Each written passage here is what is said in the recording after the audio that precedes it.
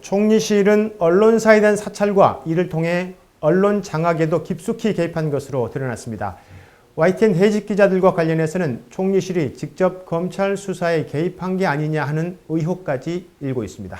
이재석 기자의 보도입니다.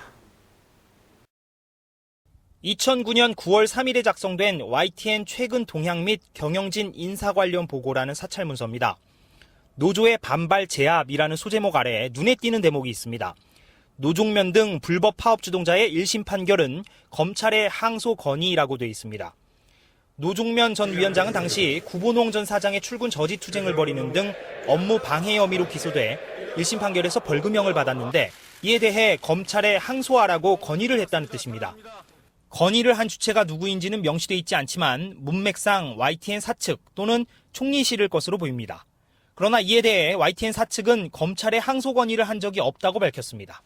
검찰이 스스로 판단을 해서 그 법원의 판단에 불만이 있기 때문에 수용을 못하기 때문에 항소를 하는 거잖아요. 회사에서 검찰 측에다가 항소를 해달라고 요청하는 건 민주주의국가에서는 안 맞는 얘기죠.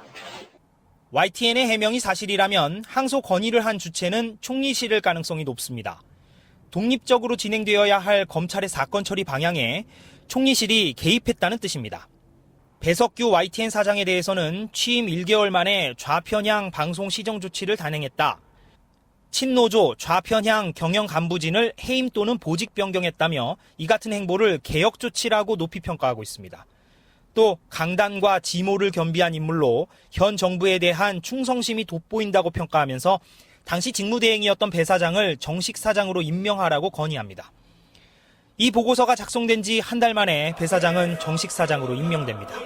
그동안 쭉 계속해서 사시는 YTN 내부인하고 YTN 출신이고 또 정치권 어떤 캠프 같은 데 이력이 없기 때문에 낙하산이 아니다 이렇게 주장을 해왔지만 이번 문건을 보면 낙하산이라는 것을 확인하는 거죠.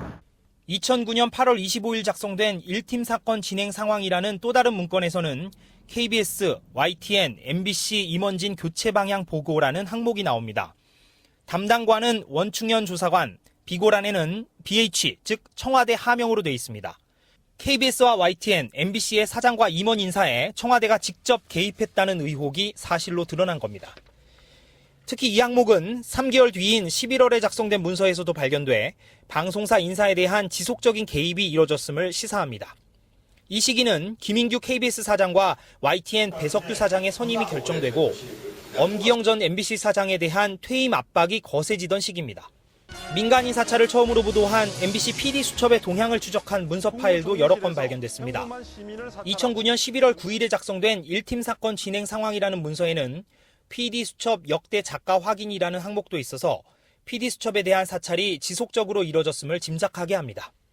방송 작가까지 사찰한다면은 이 탐사 보도 프로그램이 설 자리를 없애는 거 아닙니까?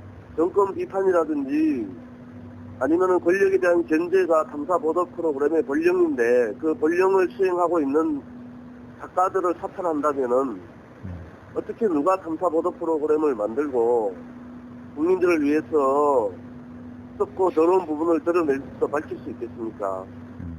이 문서에는 한겨레 20일 편집장이라는 항목도 발견돼 이른바 진보 언론에 대한 정권 차원의 사찰도 광범위하게 이루어졌음이 확인됐습니다. 리스 KBS 뉴스 이재석입니다.